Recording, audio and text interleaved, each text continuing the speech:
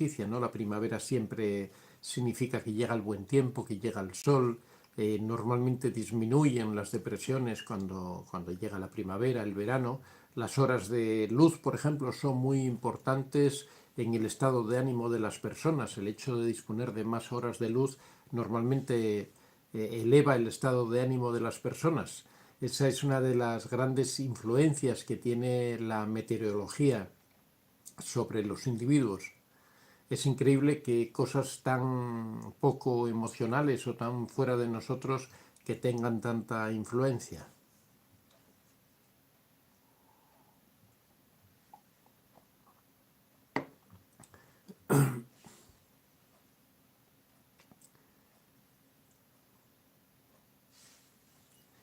Besaida Rosario, buenas noches, doctor. Jonely Gómez, buenos días, doctor, desde Miami. Jonely Gómez, buenas noches, doctor. Ángela Carreno Pinto, Jonely Gómez, siempre lo sigo. Bueno, muchas gracias. Aquí ahora estamos en directo. Ya sabéis que he comentado, por si alguna persona no lo ha oído aún, que vamos a cambiar los horarios del directo. Yo creo que a partir de abril vamos a empezar a hacer el directo por las tardes. No sé exactamente qué días va a ser, eso todavía está por decidir, pero va a ser a las 7 de la tarde hora española para que vayáis viendo qué hora os corresponde en vuestros países. Lorena Casina, buenos días doctor, un abrazo desde Suiza, encantado de seguirle. Bueno, en Suiza tenemos la misma hora que aquí, o sea que estaréis ahora a las 5:34 de la mañana, muy madrugadora Lorena. Este horario la verdad es que es bastante malo en general porque para Europa, por ejemplo, a las 5:30 de la mañana es muy temprano, la mayoría de las personas están durmiendo. Si alguien se levanta a esa hora, normalmente se levanta con mucha prisa porque tiene que irse a trabajar, tiene que ocuparse de sus funciones.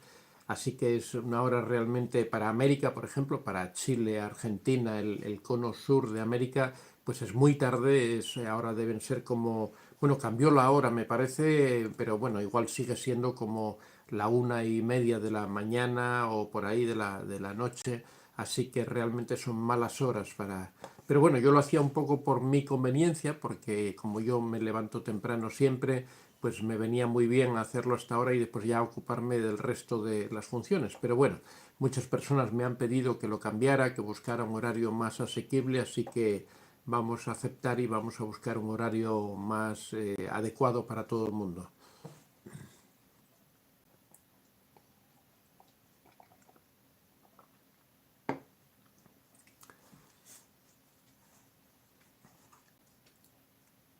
Lorena Casina, bueno, Silvia Amor, hola, buenas noches. Doctor Antonio, saludos desde Argentina. Buenas noches, América. Buenas noches, Silvia. Rosita, buenos días, maestro. Un abrazo desde Luxemburgo. Gracias por su trabajo. Germania Marte, el jueves tengo cita en la corte con el narcisista. Estoy pidiendo una orden de alejamiento. Pidan a Dios por mí para que el juez me la conceda. Helen 89, doctor, una pregunta. Cuando yo tenía comunicación con la madre narcisista me enfermaba seguido, como ansiedad y miedo, pero hoy me doy cuenta que hace 2 años que no la veo y me siento muy bien y libre. Bueno, estos son lo que conocemos como enfermedades psicosomáticas, son enfermedades que a partir de nuestras conductas, de nuestra mente, de nuestro estrés, de todo este tipo de cosas, las transmitimos a nuestro cuerpo. Hablábamos antes de la relación que tiene la luz con nuestro estado de ánimo. Por supuesto, nuestro estado mental tiene mucho más que ver también con nuestro estado corporal, con cómo funciona nuestro cuerpo. El sistema inmunitario ya sabéis que tiene mucha relación con el sistema simpático y parasimpático, que cuando una persona sufre estrés, por ejemplo, de cualquier tipo, por ejemplo, por estar con tu madre, todo eso se transmite al sistema parasimpático, se produce una cierta activación que provoca un debilitamiento en el sistema inmunitario y es más fácil el enfermar, es más fácil el tener todo tipo de dolores, normalmente baja el nivel de determinadas hormonas en el cuerpo, lo que provoca que podamos sentir eso más fácilmente dolor, que podamos tener más problemas, el sistema inmunitario se deprime, con lo cual estamos más expuestos a virus, a cualquier tipo de enfermedad que ocurre. Por eso muchas veces cuando las personas tienen estrés por cualquier situación, tienen ansiedad, tienen cualquier situación de nerviosismo, es bastante común también que tiendan a enfermarse con mayor frecuencia. Así que bueno, ahí tú eres la prueba evidente de que es así, de que una vez que te has alejado de tu madre, pues ya se ha roto esta línea, esta cadena que te provocaba todos esos trastornos en tu cuerpo. Añadiendo abundando a lo que estás diciendo, comentaros que ya esta semana misma va a salir a la venta el nuevo libro que se titula El hijo del narcisista, que precisamente habla de todo esto. Habla de todos los trastornos que causa el hecho de nacer en una familia con un padre o una madre narcisista. Es diferente al libro que hemos publicado sobre la madre narcisista porque se centraba especialmente en la madre, en la persona narcisista, en cómo era, en definirla, en todos sus aspectos, y este se centra exclusivamente en el hijo. No analizamos para nada la conducta de la madre o del padre, de la persona narcisista, de la persona tóxica, sino que vemos la realidad del niño, todo lo que sufre el niño, los trastornos a los que está expuesto, la importancia que tienen las personas de alrededor, los tíos, los abuelos, los hermanos, el otro padre o el otro progenitor, y también analizamos qué es lo que ocurre cuando se pasa a la edad adulta, todos estos trastornos que arrastran las personas que se han criado en familias narcisistas, que arrastran a la edad adulta, y también vemos cómo se puede poner solución, que por cierto se puede poner solución. Y quiero también romper un mito, que es que los hijos de narcisistas no son narcisistas. Hay la costumbre a decir que normalmente cuando uno es hijo de padre o madre narcisista que tiene tendencia a ser narcisista, eso no es cierto.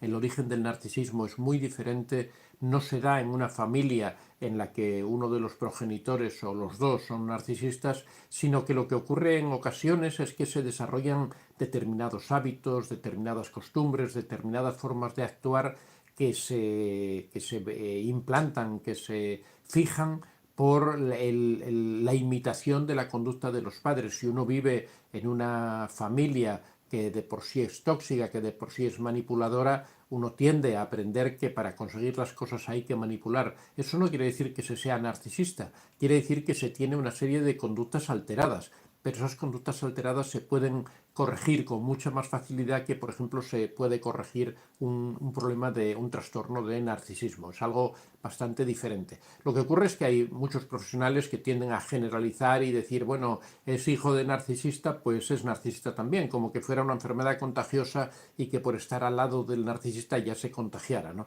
Eso no es así y bueno, en este libro, como digo, lo analizamos en profundidad. Es un libro realmente más extenso que los que hemos publicado hasta ahora, porque la verdad es que el tema daba para mucho, hemos analizado muchas facetas de estos aspectos, así que bueno, ya lo tendréis esta semana próxima. Ya sabéis que mis libros se venden en la plataforma Amazon, ponéis arriba en el buscador Antonio de Vicente y os lleva a la lista de donde están toda la página con todos los libros. Voy a aprovechar para hacer una breve exposición de los libros que tenemos. Bueno, primero que es una biografía, no es un monográfico, sino que es una biografía sobre Pablo Picasso. Pablo Picasso fue un personaje muy narcisista con un grado de perversidad tremendo y aquí analizamos su biografía, analizamos especialmente las 7 mujeres con las que tuvo, las 8 mujeres con las que tuvo una relación más intensa, con las que en algunos casos tuvo hijos. Analizamos todas estas vivencias, cómo las maltrató, cómo estas personas sufrieron por causa de este personaje. Muchas de ellas, alguna de ellas se suicidó, otras terminaron en psiquiátricos, todas terminaron con algún tipo de problema mental. También su familia directa, sus hijos, sus nietos, sus amigos, todos sufrieron del narcisismo de esta persona, todos experimentaron algún tipo de problema grave, incluso 2 de sus amigos al final terminaron perdiendo la vida precisamente por esta actitud y forma de comportarse de Pablo Picasso. Contacto cero, la técnica definitiva para alejarse de los narcisistas. La piedra gris, la técnica para poder convivir con un narcisista cuando es en circunstancias determinadas, como por ejemplo cuando se tienen hijos en común, cuando se trata por ejemplo de una madre y el individuo ya es adulto y puede alejarse de la madre, con un vecino, un compañero de trabajo. La madre narcisista, que es la otra parte del libro que vamos a publicar ahora es el hijo del narcisista, esta es la madre narcisista, es un caso muy peculiar de narcisismo, bueno, aquí acabamos de hablar ahora mismo de él. El narcisista encubierto, que ha sido el último libro que hemos publicado, en donde hablamos de este perfil tan característico de narcisismo que muchas veces cuesta identificarlo, que muchas veces como por su propia naturaleza permanece encubierto, permanece escondido. También lo llamamos narcisista vulnerable porque adopta muy frecuentemente una actitud bastante pasiva, bastante de un perfil bastante bajo. Deja de sufrir, un libro que trata sobre el sufrimiento en sí, sobre estas personas que les cuesta hacer frente a la vida, ya sea por ansiedad, ya sea por depresión, ya sea por tantas circunstancias, por enfermedades de largo plazo. Hablamos de lo que es el dolor y lo que es el sufrimiento y lo diferenciamos. El dolor es algo físico, es algo que experimentamos obligatoriamente, ya sea, ya digo, por una enfermedad, ya sea de tipo mental, de tipo físico.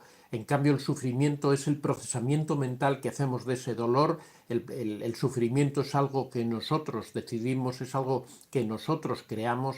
Por lo tanto, el sufrimiento lo podemos controlar, el dolor no, pero el sufrimiento lo podemos controlar. Así que hablamos precisamente del sufrimiento y de cómo hacerle frente. La dependencia emocional, otro de los temas fundamentales en los casos de relaciones tóxicas. Generalmente en la mayoría de las relaciones tóxicas se produce una dependencia emocional, también a veces fuera de las relaciones tóxicas. Cómo reconocer a un narcisista, uno de los libros básicos para entender qué es el narcisismo y poder identificar a esos perfiles. Toma las riendas de tu corazón. Aquí hacemos un enumerado de técnicas, explicamos cómo utilizar una serie de técnicas psicológicas para poder controlar nuestras emociones, para saber cómo reaccionar ante situaciones que nos desbordan, en situaciones en que nos ponen al límite, en momentos en que sentimos que no somos dueños de nuestras propias acciones porque nuestras emociones nos controlan. Somos incapaces de decir que no, somos incapaces de cerrar la puerta a una persona porque hay una serie de emociones dentro de nosotros que nos gobiernan. Y por último, ¿cómo se lo explico al corazón? Este libro está especialmente indicado para aquellas personas que han terminado con relaciones tóxicas, que han cerrado una página, pero que no son capaces de remontar el vuelo, que les está costando mucho. Aquí explicamos cómo cerrar ese tipo de relaciones, qué es el duelo, cuáles son las fases del duelo, porque es necesario hacer un duelo cuando se termina una relación. Hay algo que queda ahí, hay algo que te hace que permanezcas enganchado, igual que cuando fallece un familiar y no somos capaces de superar esa situación, no somos capaces de arrancar, es exactamente lo mismo. Y también explicamos qué ocurre después del duelo, qué ocurre cuando ya hemos admitido que se ha terminado la relación, cómo podemos reiniciar la vida, cómo podemos volver a disfrutar, cómo podemos volver a hacer crecer nuestra autoestima, cómo podemos llenar de contenido nuestra vida. Se lo explicamos aquí en este libro, cómo se lo explico al corazón. Como veis, ya un cúmulo de libros ya bastante grande, donde hay un conocimiento, una serie de datos transmitidos, de técnicas, que realmente para aquellas personas que están interesadas en este tema del narcisismo les puede ser de mucha ayuda.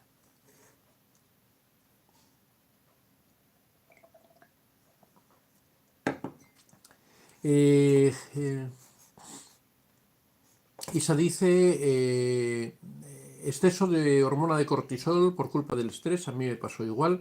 Efectivamente, el cortisol tiene muchísima importancia. Yo, por ejemplo, cuando estoy, para que veáis de qué forma tan simple se puede provocar el estrés y de qué forma tan simple influye sobre los cuerpos de las personas, cuando yo estoy preparando una maratón y me estoy acercando a la fecha límite, que normalmente uno tiene que ir llevando un poco al extremo los entrenamientos, haciendo las tiradas más largas, haciendo las series más largas, para ya dar el punto final a la preparación.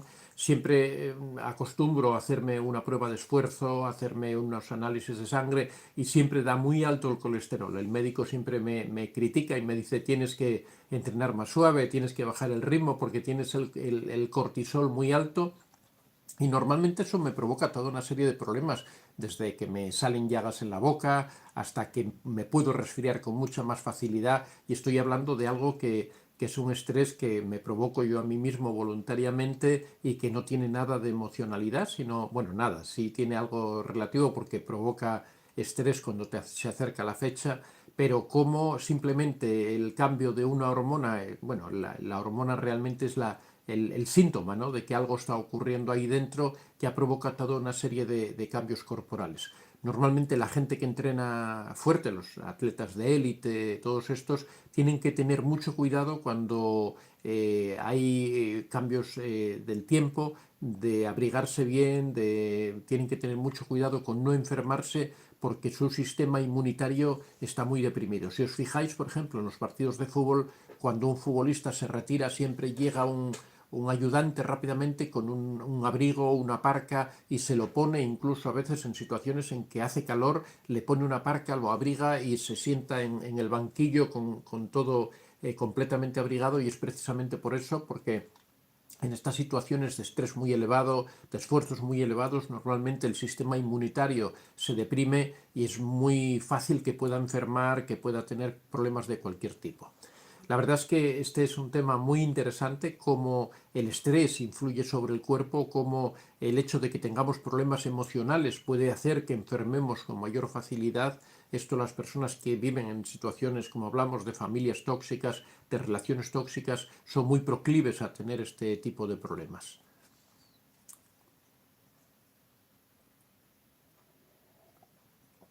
Besaida, Rosario, Massachusetts, son las 12:38 de la noche, me imagino. A mí me dolía la cabeza todos los días cuando estaba con el narcisista.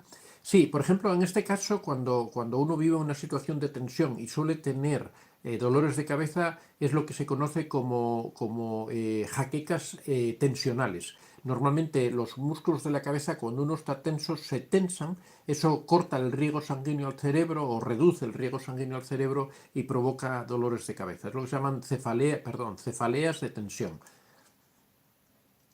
Isa L., muy interesante el contenido del libro. Yo sufrí mucho de niña por mi madre, pero gracias a mi abuela paterna salí adelante. Justo ese tema lo tratamos en el libro. Hablamos de cómo las personas de alrededor pueden ayudar, ya sean abuelos, ya sean el otro miembro de la pareja que no es narcisista, los hermanos, las tías. Hablamos de cómo pueden hablar, cómo pueden participar o cómo pueden ayudar, en el sentido de que pueden ser el contrapeso de la persona narcisista, intercediendo, ayudando, rescatando a ese niño, a esa niña, para que no esté constantemente bajo el influjo de esa persona narcisista. La verdad es que tienen un papel muy importante y dedicamos un capítulo entero en el libro a hablar de esas personas que rodean a los niños.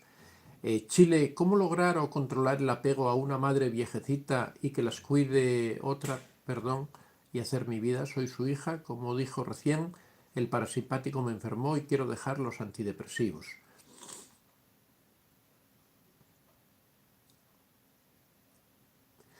Bueno, ¿cómo controlar el apego a una madre viejecita? Me imagino que es el apego a una, en este caso a una madre, ¿no?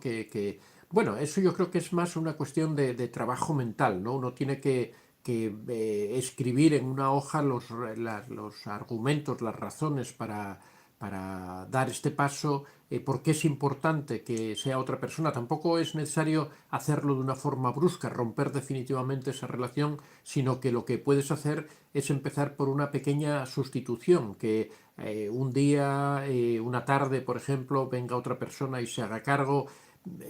Funciona en las dos direcciones, ¿no? Por un lado, la madre se va a ir acostumbrando a esa nueva persona que también va a ser un poco reacia a ese cambio, y por otro también la hija se va a ir acostumbrando a que la madre, porque muchas veces lo que se tiene es el temor de si otra persona la va a cuidar adecuadamente, si va a ser capaz de entenderla, pero tampoco tenemos que darle tanta importancia porque las personas somos mucho más resilientes, somos mucho más resistentes, somos mucho más capaces de lo que pensamos y nos adaptamos generalmente a cualquier situación. Muchas veces es más nuestra propia prevención creyendo que no va a ser capaz que el hecho en sí mismo. Lo mismo aplica para nosotros, ¿no? También somos capaces de soportar mucho mejor estos cambios o estas situaciones de lo que creemos. Muchas veces pensamos que nos va a ir mal o que nos vamos a sentir mal, posiblemente nos sintamos un poco mal al principio, pero ya digo que eso es un proceso mental, es algo que tus pensamientos son los que te generan estas ideas. Empieza por pequeños detalles, vete dejando que fluyan los pensamientos positivos, vete obteniendo buenos resultados y vas a ver cómo cada vez va siendo más fácil el poder ir implantando esas conductas que tú quieres. Helen89, yo tengo todos los libros, doctor. El primero que leí fue el de Picasso, lo recomiendo, todos los libros me ayudan mucho. Muchas gracias, Helen, me alegro mucho que te hayan gustado los libros, los hago con todo el corazón y con la intención de que resulten lo más adecuados posibles.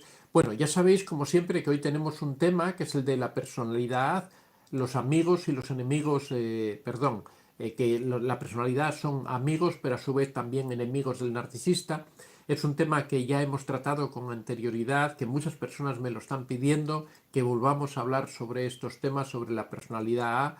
La personalidad, como siempre hemos dicho, es la personalidad del héroe, no el héroe porque es una persona maravillosa, sino por el héroe porque tiene una serie de cualidades, ¿no? Primero, que es una persona abierta, que es una persona muy llana, que es una persona muy expuesta, que es una persona que le gusta ayudar a los demás, que es muy empática, pero por otro también que es una persona de mucho carácter, es una persona que puede tener reacciones violentas, es una persona nerviosa, una persona que requiere mucha actividad.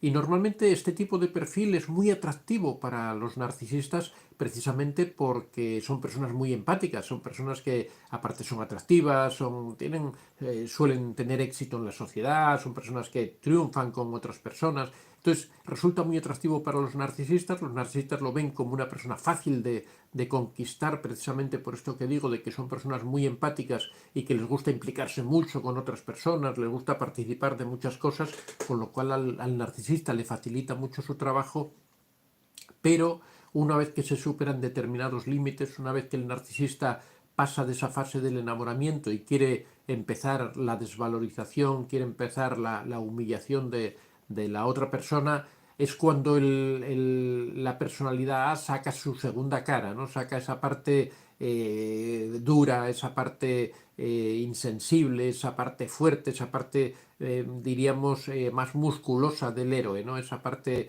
de carácter fuerte y choca contra el narcisista y viene la batalla con el narcisista. Bueno, este es el tema de hoy. Ya supongo que muchos ya sabéis bien de quién es la personalidad A y cómo es. A veces muchas de las personas que tienen relaciones con narcisistas tienen rasgos de personalidad, algunos rasgos al menos de personalidad A, precisamente por lo empático y también por lo de que son personas de gran éxito social o que triunfan, que conectan muy fácil con otras personas. Así que hoy os propongo que me habléis de vuestras relaciones, si creéis que podéis tener la personalidad A, si creéis que los narcisistas se acercaron a vosotros porque teníais este tipo o proyectabais este tipo de personalidad, que erais personas abiertas, que erais personas simpáticas, agradables, que también a su vez empáticas. Así que es lo que os propongo para hoy, que me comentéis todo esto y después vamos dando un poco de respuesta. Ya en unos minutos vamos a empezar con la exposición del tema. Yolanda Dávila, hola doctor, buenas noches, saludos desde Saltillo, México. ¿Puede un narcisista tratarse por medio de terapia cognitivo-conductual? Por supuesto que sí, la terapia cognitivo-conductual es la que ha demostrado ser más efectiva de todas las terapias psicológicas. Bueno, también depende un poco de cada problema, ¿no? Pero en general, en el caso de problemas conductuales, como es el caso del narcisismo, han demostrado las terapias cognitivo-conductuales que son las que mejor funcionan. En caso de que hubiera que recomendar una terapia, por supuesto sería esa. Ahora, el problema que hay es que normalmente los narcisistas no quieren someterse a terapia. Los narcisistas se sienten bien como están, consideran que ellos están por encima de los demás, consideran que los demás son los que no los interpretan adecuadamente, que su superioridad la interpretan como que tiene algún problema cuando ellos consideran que no tienen absolutamente ningún problema, por lo cual no quieren someterse a ningún tipo de tratamiento, de terapia. Y cuando lo hacen, normalmente lo hacen sin compromiso, sin estar convencidos de que lo quieren hacer, lo hacen por simplemente darle la razón a la otra persona y salvar una situación que se les está complicando, pero van a ir a la terapia y no van a hacer absolutamente nada, o en todo caso lo que van es a tratar de aprender técnicas psicológicas para después utilizarlas malévolamente en contra de la víctima, ¿no? Así que mi experiencia dice que los narcisistas no se curan, que los narcisistas no quieren cambiar su vida.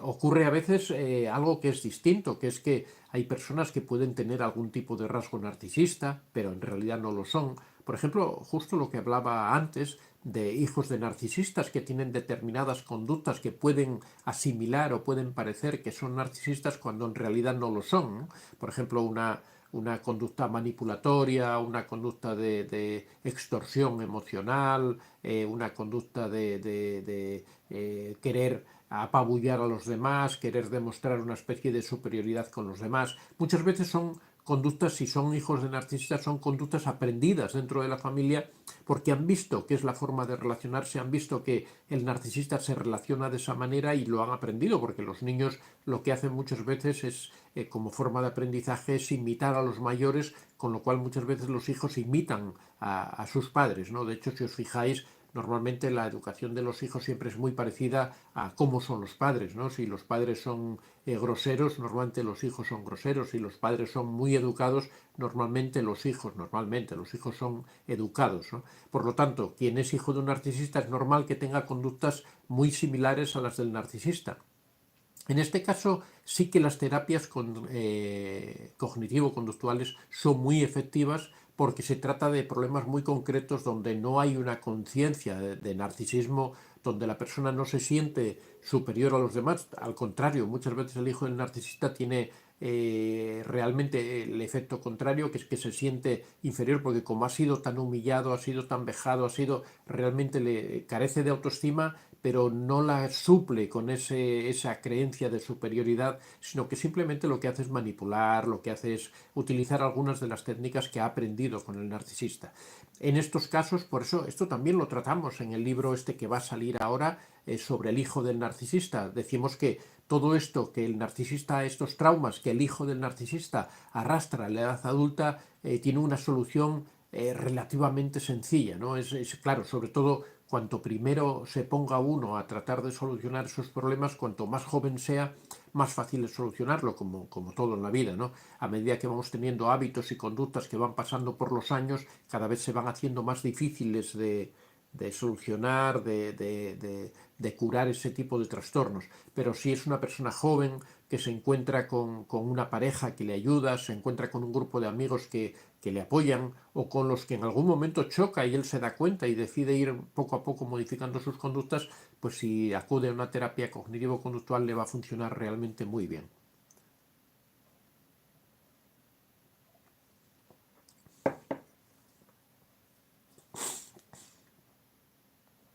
Germania Marte dice, por su charla tuve el valor de alejarme de él, del narcisista. Doy todos los días gracias a Dios por haberme encontrado con su charla.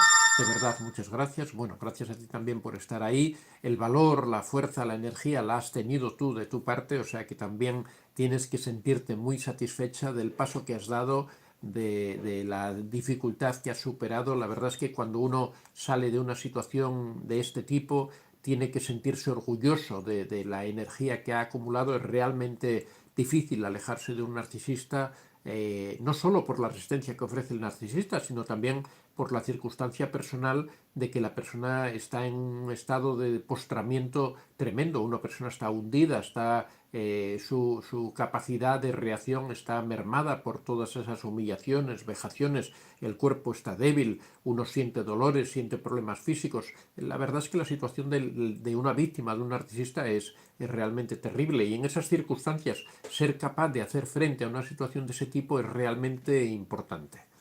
Así que enhorabuena. Germania Martí, yo siempre tenía la presión alta y dolor en el cuerpo y falta de sueño. Efectivamente, son estos problemas psicosomáticos de los que hablamos que se transmiten por estas situaciones de estrés, estas situaciones de vejación, de humillación, de desvalorización, que la persona las interioriza y le afectan, pues como hablábamos, con el aumento del cortisol, con la bajada del sistema inmunitario, lo que les hace sensibles a cualquier tipo de enfermedad, a cualquier tipo de problema. Pepi Laguna Usero, buenos días desde Madrid. ¿Son capaces de amar a alguien, a sus amantes? Gracias, maestro, bendiciones. No, el narcisista solo se ama a sí mismo, no ama a nadie, ni a las amantes, ni a su pareja oficial. Las amantes no son más que un elemento más para triangular, para demostrarse a sí mismos que son capaces de seguir conquistando. Todo el narcisista todo lo ve en clave de posesión. Ellos poseen a las personas, las cosifican, las consideran como elementos que forman parte de su vida, pero con los que no tienen apego, con los que no tienen una relación afectiva, ¿no? A pesar de que digan todo lo contrario, a pesar de que en ocasiones juren que aman, en momentos determinados, por ejemplo en la fase del enamoramiento, que se desviven por la otra persona, que le traen regalos, que genuinamente parecen estar enamorados, en realidad pues no aman, no llegan a sentir no llegan a tener esa emoción. Besaida Rosario, doctor, el narcisista ayudaba a los amigos y luego hablaba muy mal de ellos. Yo le decía que porque era así con los amigos y quedaba callado, un hipócrita total. Bueno, sí, la verdad es que siempre comentamos que el narcisista quiere tener una buena imagen social, con lo cual ante los demás se comporta pues eso, ayudando, siendo una persona generosa, siendo colaborador, pero sin embargo, como él tiene esa perspectiva de superioridad, siempre va a hacer todo eso, pero con la conciencia de que él está por encima, de que realmente está ayudando a personas que para él no tienen un gran valor, entonces siempre tiene esa perspectiva hipócrita de las relaciones en donde habla bien de las personas, pero al mismo tiempo piensa mal. O sea que al final siempre se da esa dualidad, ¿no?, entre los narcisistas. Bueno, vamos a pasar al tema de hoy. Como decía, si me queréis ir dejando vuestras opiniones respecto a cómo veis vosotros estas relaciones, sobre qué tipo de personalidad creéis que tenéis, si creéis que tenéis una personalidad que es proclive a caer en brazos de un narcisista, bueno, cualquiera de todos estos aspectos. Como os digo, la personalidad es una personalidad que tiene unas características que resultan atractivas para el narcisista. Son personas ambiciosas, son personas muy competitivas, personas prácticas, son personas impacientes, impetuosas, que se meten en muchas actividades, que son generosas, son muy empáticas, les gusta colaborar en muchas actividades, son de estas personas muy movidas, ¿no?, que siempre vemos por ahí, que participan en todo, que quieren organizar todo, que simpatizan con todo el mundo, que son los que cuando tenemos un grupo rápidamente organizan una comida, organizan cualquier cosa, que les gusta, por ejemplo, defender causas determinadas, que cuando hay que hacer una manifestación protestando por algo son los primeros que se apuntan, cuando hay que hacer una colecta para los niños pobres, por ejemplo, o para lo que sea, son los primeros que organizan todo, que se muestran dispuestos.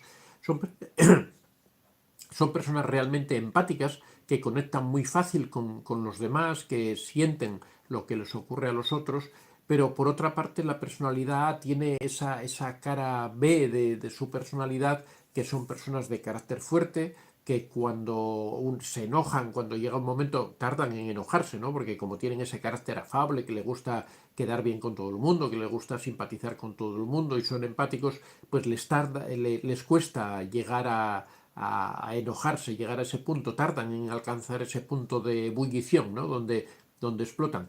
Pero cuando explotan, la verdad es que son personas realmente agresivas, que pueden llegar incluso a la violencia, que pueden llegar a perder el control, son personas de carácter fuerte, de temperamento. Lo que ocurre es que ese temperamento, esa persona tan fuerte, tan de carácter tan tremendo, está oculta en ese otro aspecto que veíamos al principio, de persona empática y persona amigable, ¿no?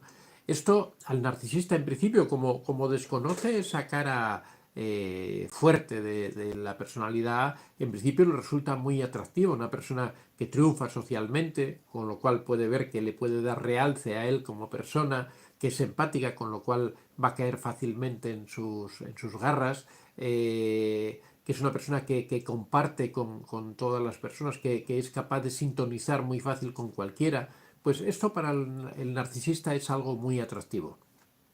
El narcisista, por supuesto, va a emplear su dinámica, como hemos hablado siempre, va a empezar por la fase del enamoramiento, que ya digo siempre que cuando hablamos de enamoramiento no se refiere solo a la relación de pareja, sino que el enamoramiento es una fase en donde uno se muestra muy amable, muy locuaz, muy simpático, en donde uno se sintoniza con el otro en todo, es lo que llamamos el alma gemelismo, ¿no? Que es su alma gemela, es la persona de su vida, pero eso también ocurre con la amistad. Quiero decir que no solamente ocurre en las relaciones de pareja, sino también con los amigos. Nos puede ocurrir que conocemos una persona y de repente es una persona que como amigo se identifica con nosotros, es nuestro yo repetido, él tiene los mismos gustos que nosotros, porque también en las relaciones de amistad, en las relaciones de trabajo, en las relaciones sociales, se da también el narcisismo y los narcisistas actúan también en esas circunstancias, ¿no?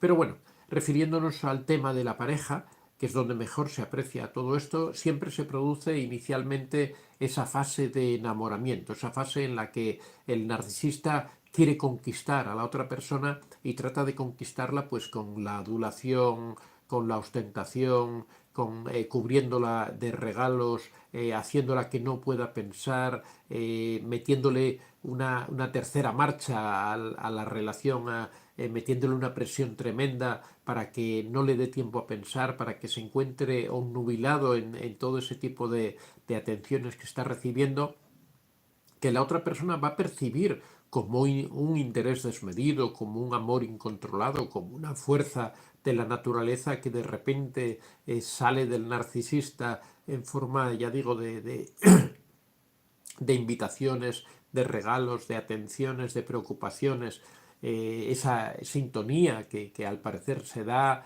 ese encontrar tantos puntos en común entre las dos personas, eso como en cualquier relación narcisista se va a producir al principio.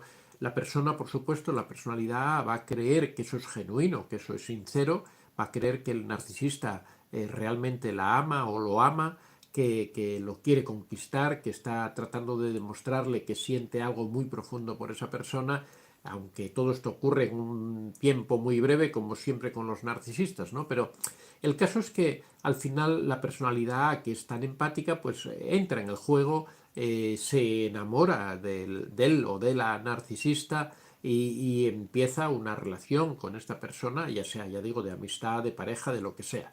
Empiezan esa relación y poco a poco, como siempre en la dinámica narcisista, el narcisista poco a poco empieza a cambiar sus actitudes, empieza a ir dejando poco a poco de ese enamoramiento tan violento, tan exagerado, tan desmesurado, esas atenciones que lo desbordaban, y empieza poco a poco a cambiar su forma de comportarse.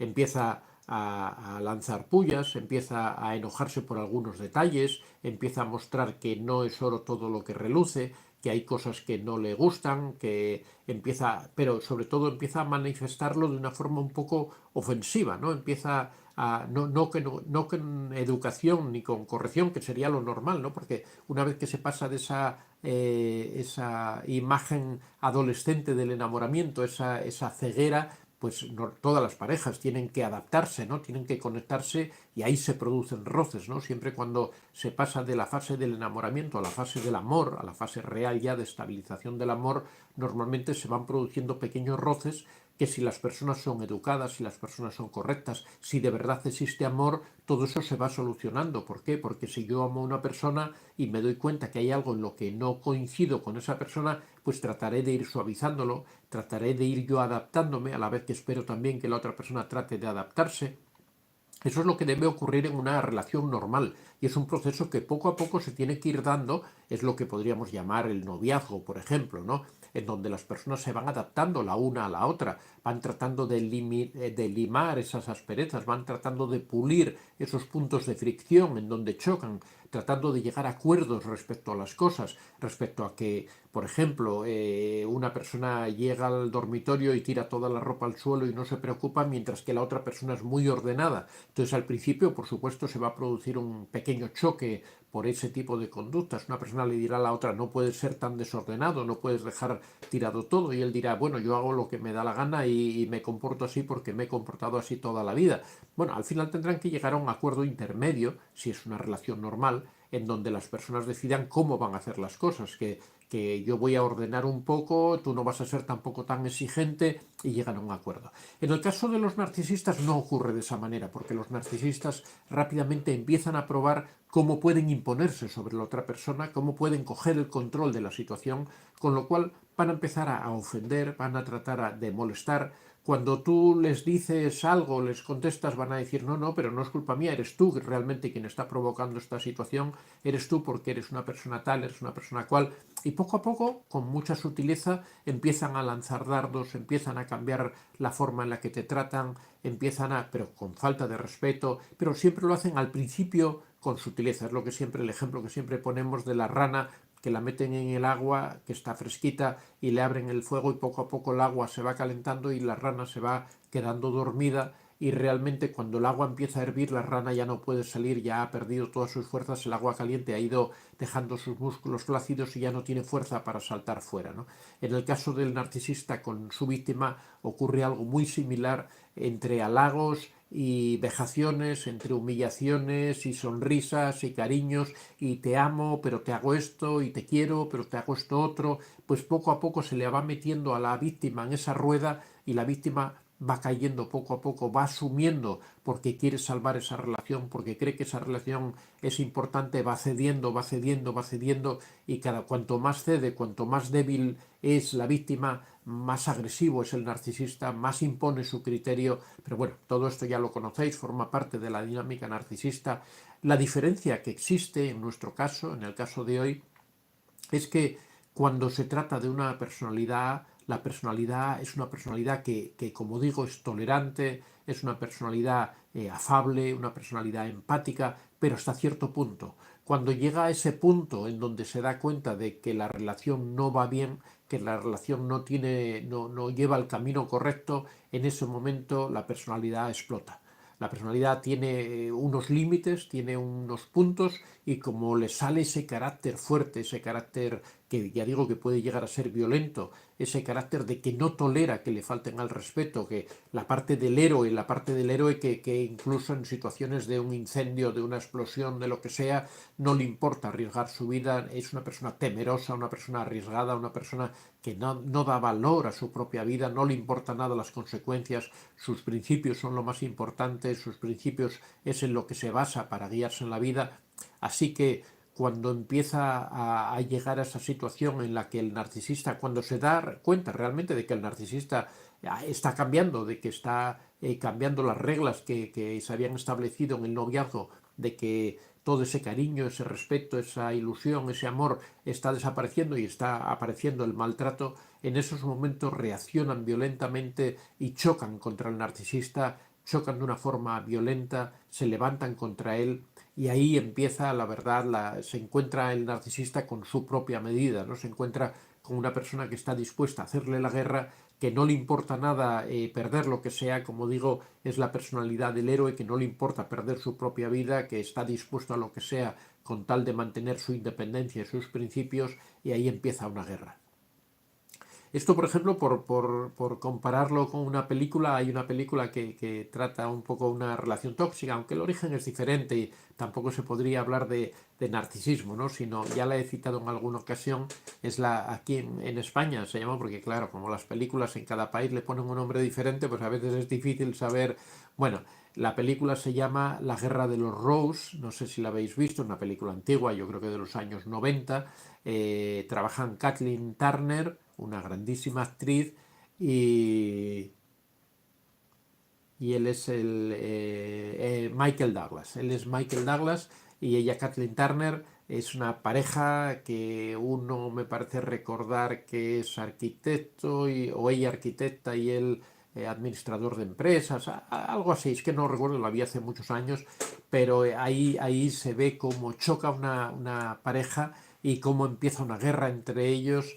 En este caso me parece que hay una hija de por medio, es que no recuerdo, ya digo que la vi hace mucho tiempo, o no sé si la guerra es por la casa, o una hija, bueno, no recuerdo exactamente. El caso es que se desata una guerra en donde ocurre de todo, es una película, es una comedia, ¿no? Es una película divertida, pero que refleja un poco cómo cuando una familia choca, cuando una pareja choca, cómo puede ocurrir de todo, ¿no?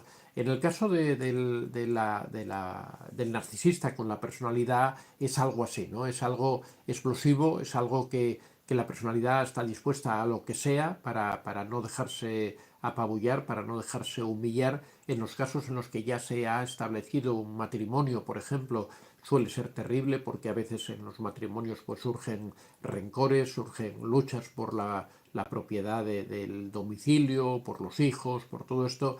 En el caso de la personalidad, como digo, no tiene ningún inconveniente en luchar contra el narcisista que nunca le gusta perder, está dispuesto a hacer lo que sea, está dispuesto a enfrentarse como sea con la otra persona, así que se desata una guerra que no tiene límites y que no tiene... Normalmente suele perderla el narcisista. Es de los pocos casos en los que el narcisista desde el principio casi está ya predestinado a la derrota, ¿no? Porque se encuentra con una persona que no está dispuesta a ceder en ningún caso, que no va a aceptar sus humillaciones, que no va a aceptar sus vejaciones, que no va a aceptar que lo maltraten, con lo cual la guerra está garantizada y está asegurada.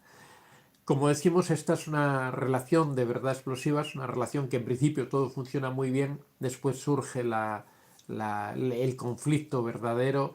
Normalmente los narcisistas escogen a personas a las que puedan manipular, a las que poco a poco, lentamente van mermando su autoestima, van quitando, destruyendo su capacidad de defensa, van llevándolo a eso que llamamos siempre la indefensión aprendida, ¿no? Van provocando situaciones que cada vez van haciendo que la persona tenga menor resistencia a estas situaciones, que tenga mayor tolerancia al maltrato, de forma que la persona pierde la capacidad de respuesta. Este es uno de los graves problemas que tienen las víctimas de los narcisistas, es que cuanto más tiempo pasa, más difícil les resulta salir de esas situaciones, ¿no? Al final tienen que tocar fondo, llegar a un punto en el que se produce esa catarsis, en que se produce ese cambio de mentalidad, en el que se dan cuenta de que la única forma que tienen de salvar su vida en el sentido de desarrollo personal, en el sentido de volver a ser personas otra vez, pues es alejarse del narcisista, y ahí son capaces de hacer un cúmulo de energía, son capaces de fortalecerse, de crecer en su propio interior y de repente explotar y romper con el narcisista, decir, mira, aquí se acabó la relación, este es el punto y final.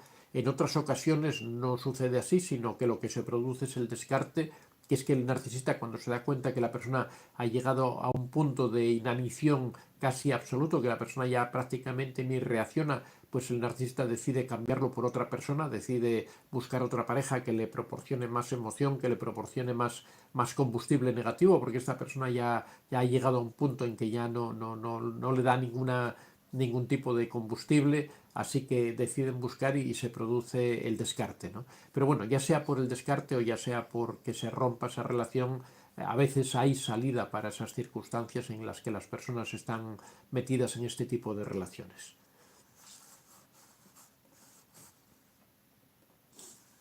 Bueno, esta es la exposición para hoy, ya, y como ya digo, es un tema que yo he tratado ya hace tiempo. Muchas personas me lo habían pedido, la verdad es un tema muy interesante porque da lugar a muchas consideraciones. Muchas personas se pueden ver reflejadas en el sentido de que le han presentado resistencia al narcisista, han tenido este tipo de conductas, no se han dejado arrastrar, que no tiene nada de malo, cada persona es como es. Hay personas que son más proclives, muchas veces el narcisista dispone de armas que son muy superiores a la víctima, ya sea de carácter, ya sea de, por ejemplo, control económico, control social. Muchas veces la persona por amor se deja arrastrar a determinadas circunstancias que después le hacen difícil la situación, Por lo tanto, no hay nunca que sentirse culpable de ser una víctima, ¿no? De haber caído en esas circunstancias, porque uno nunca sabe con qué fuerza se está enfrentando, y muchas veces la fuerza del narcisista o la capacidad que tiene juegan también haciendo trampas, ¿no? Porque cuando hacen que te enamores, realmente hacen que tú mismo te debilites, hacen que tú mismo abras tus puertas, hacen que tú mismo muestres tus puntos débiles, con lo cual están jugando a la contra.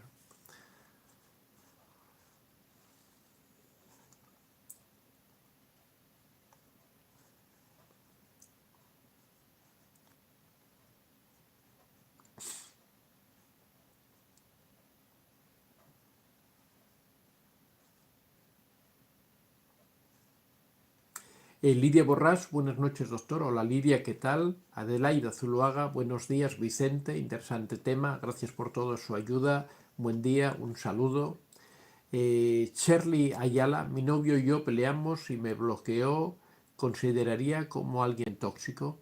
Bueno, tampoco una pelea se puede considerar que sea algo tóxico, ¿no? Las peleas o los desencuentros se producen en todas las relaciones, ¿no? Entonces no hay que tampoco que considerar el hecho de que te haya bloqueado. Bueno, depende un poco del grado de discusión que hayáis tenido. Hay veces que una persona necesita desconectar de la otra persona, por eso hay que ver todo en contexto. No se trata solo de que hayáis tenido una discusión, también hay que ver sobre qué tema ya habéis discutido, sobre qué se trataba, para ver si es un tema de mucha importancia, porque por ejemplo, si discutís sobre si queréis tener hijos o no queréis tener hijos, por ejemplo, una vez que viváis, que seáis una familia, pues es un aspecto muy importante, ¿no? Y una persona puede decidir terminar una relación simplemente por un desacuerdo en ese aspecto. Entonces, no siempre, si el bloqueo se produce de una forma sistemática para tratar de ganar siempre, si siempre se utilizan técnicas de manipulación, si se hace chantaje emocional,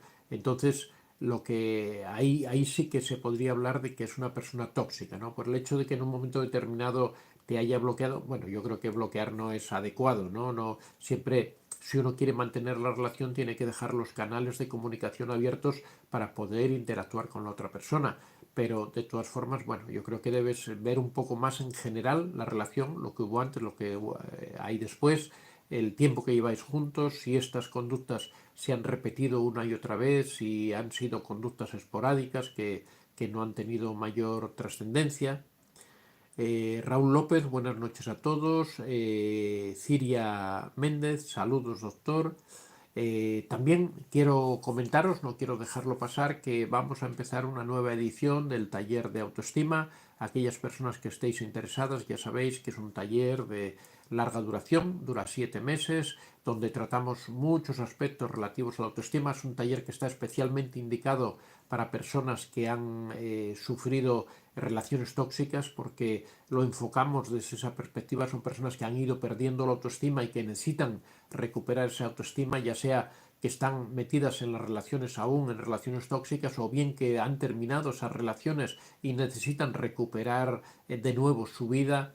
Es un taller, como digo, especialmente indicado para las personas que están en estas situaciones, porque abordamos temas, aparte de la autoestima, por ejemplo, como la dependencia emocional, tiene mucho que ver con la autoestima, con la pérdida de autoestima sobre todo. Explicamos en profundidad lo que es la dependencia emocional, también vemos lo que es la introspección, lo que es la solución de problemas, lo que es la personalidad, lo que hoy precisamente hablábamos de un tipo de personalidad, pues vemos en general los tipos de personalidad y cómo todo esto afecta a la autoestima, cómo unas personas pues, tienen mayor tendencia por ejemplo, a sufrir depresiones, como unas personas tienen mayor tendencia a manifestar conductas ansiosas o a manifestar otro tipo de conductas.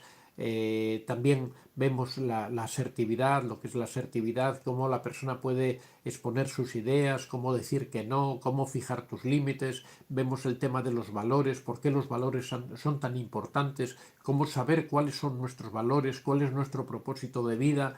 Todo esto tiene relación a nuestra idea, a nuestro camino, porque la autoestima está muy imbricada, muy metida por supuesto, en lo que somos nosotros. La autoestima es el respeto, el cariño, la consideración que uno tiene por sí mismo, qué valor considera que tiene él con respecto al mundo, con respecto a los demás. Por supuesto, nuestros objetivos, nuestros valores tienen una importancia enorme en todo ese proceso. También hablamos de la inteligencia emocional, vemos cómo la inteligencia emocional puede ayudarte a hacer crecer tu autoestima. Y ya por último vemos, cuando ya tenemos todo este bagaje de conocimiento, entramos de lleno en los temas, en los módulos 5 y 6, en donde tratamos de lleno lo que es la autoestima, profundizamos en ella, lo que es la autoimagen, lo que es el amor propio, lo que es la autoconfianza, todo este tipo de valores que son los que te hacen realmente ser diferente a como eras antiguamente, ser diferente a otras personas, el tener presencia ante los demás. Así que bueno, realmente ya hemos pasado de un año que llevamos realizando este taller, han sido cientos de personas las que lo han realizado con un resultado maravilloso, así que cualquier persona que estéis interesados en hacerlo podéis dirigiros a antoniodevicente24@gmail.com. Vamos a ver un poquitín. Liana Devia dice: doctor, no puedo dormir. Liana Devia, creo que vivo con uno de ellos. Bueno, mira, hay un libro, Toma las riendas de tu corazón, que es un libro dedicado fundamentalmente al control emocional. Aquí hablamos de técnicas, por ejemplo, para dormir, porque uno de los problemas que suele ocurrir cuando una persona tiene problemas emocionales es que se presenta el insomnio, es que se tienen dificultades para dormir, en ocasiones uno se despierta por la noche, no puede conciliar de nuevo el sueño. Aquí hablamos todavía ayer comentaba con una persona que precisamente tenía estos problemas por una relación tóxica en la que estaba metida y me hablaba de que las técnicas que le había indicado que le habían funcionado de maravilla, que al menos había conseguido dormir con cierta rapidez y cuando se despertaba por la noche volvía a dormir de nuevo. Así que son técnicas, las utilizo yo personalmente, son técnicas que funcionan muy bien, son técnicas de control mental, que es de lo que tratamos en este libro, Toma las riendas de tu corazón. En este libro explicamos técnicas de control mental, explicamos cómo controlar las emociones, porque en realidad son las emociones las que nos impiden dormir correctamente, las que nos provocan el insomnio, el hecho de que cuando nos acostemos empecemos a dar vueltas a todas esas ideas, sintamos cierta inquietud, en ocasiones sintamos angustia, todo ese cúmulo de emociones que sentimos, necesitamos controlarlas, necesitamos reconducirlas y aquí hablamos de ello, hablamos de técnicas que nos permiten focalizar la mente en otra dirección, hablamos de técnicas de meditación, de relajación que ayudan en todo ese proceso. Así que te recomiendo aquí en este espacio, es muy reducido para poder entrar en todo ello, poder explicarlo. Sabéis que si alguna persona queréis tener consulta conmigo, también podéis dirigiros a antoniodevicente24@gmail.com y ahí os damos las indicaciones necesarias. Así bueno, te recomiendo que leas el libro porque ya te digo que ahí vienen todo este tipo de técnicas que te pueden ayudar. Si crees que vives con uno de ellos, bueno, tienes que analizar la situación tranquilamente. La pregunta yo creo que uno se tiene que hacer más que de definir o tratar de hacer un diagnóstico sobre una persona, lo que uno tiene que plantearse es si es feliz en esa vida que tiene, si siempre hay una pregunta que es mágica, ¿no? Es decir, dentro de 10 años, de 20 años, yo quiero verme con esta persona tal como estoy en la actualidad, o sea, no imaginarnos a esa persona como era antiguamente cuando yo la conocí, sino ahora mismo, la vida diaria que yo tengo con esta persona, es lo que yo quiero que sea todos los días de mi vida para los próximos 20 años, el estar constantemente con esta persona, yo soy feliz con esa persona, me encuentro bien, noto que estoy creciendo y desarrollándome como persona junto con él. Si la respuesta es que no, tienes que terminar esa relación, tienes que buscar otro camino. El camino que llevas no es el adecuado. Hablábamos de autoestima, o hablábamos de valores, de principios, de líneas rojas. Uno tiene que tener claro en qué dirección quiere ir en la vida y si la persona que está a su lado es la persona que lo puede acompañar en ese camino, si es la persona que puede ir a su lado en ese camino. Esa es la idea que tenemos que tener clara. Como digo, todo esto lo tratamos en el taller de autoestima, profundizamos mucho en esos aspectos porque son realmente fundamentales para la vida, para poder ser felices, para poder sentirse a gusto uno consigo mismo, para poder alcanzar esos objetivos que normalmente nos proponemos.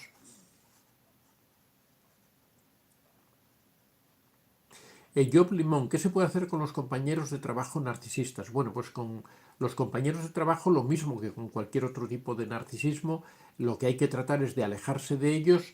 En caso de que no se pueda, yo ahí te recomendaría el libro, a ver, La técnica de la piedra gris, aquí está, es especialmente recomendado, no en todas las circunstancias, porque hay veces que cuando uno trabaja demasiado próximo a otra persona es difícil, pero bueno, la técnica de la piedra gris es una técnica especialmente indicada para esos casos en los que uno tiene relación con una persona, no es una relación muy estrecha, pero es una persona que siempre está pinchando, que siempre está molestando, que siempre está tratando de llevar la razón, de apuntarse los tantos. Bueno, lo que es un narcisista en la empresa, en el trabajo, pues de esta forma, con estas técnicas, puedes hacerle frente. Eliana, Devia, tengo un apego hacia esa persona que no me deja irme. Bueno, pues entonces lo que tienes que tratar es lo que tienes que trabajar es el problema de ese apego, que no es apego en realidad, yo diría que es una dependencia emocional. Eso también te recomendaría mi libro de dependencia emocional, que te puede ayudar. Ahí analizamos todo el caso de la dependencia y cómo hacerle frente. Ya digo, es que en este espacio es muy corto, aparte ya hemos sobrepasado el tiempo. Marta Yepes, saludo doctor, lo sigo desde Miami, aquí son la 1:29 de la mañana. Os recuerdo que a partir del mes de abril vamos a empezar una emisión por las tardes, vamos a dejar de hacer la emisión por la mañana, vamos a hacer el directo por la tarde, hora española, a las 7, hora española, 7 de la tarde, hora española. Así que ya sabéis, no sé exactamente a ver qué fecha es, a partir del bueno, de abril, porque no sabemos todavía ni siquiera el día de la semana. El mes de abril empieza el día 1, lunes, así que no sabemos qué día, posiblemente no sabemos si va a haber varios días o solo un día a la semana, pero bueno, esto ya os lo comunicaré, todavía nos falta ver algún detalle para definirlo ya completamente. Muchas gracias a todos, estaremos aquí de nuevo el próximo viernes a las 5:30 de la mañana, hora española, ya los últimos días, los últimos momentos, porque a ver, nos quedan el viernes que va a ser 22 y después 3 días más. Bueno, nos quedan 4 días de emitir por la mañana y ya después vamos a pasar a emitir por la tarde.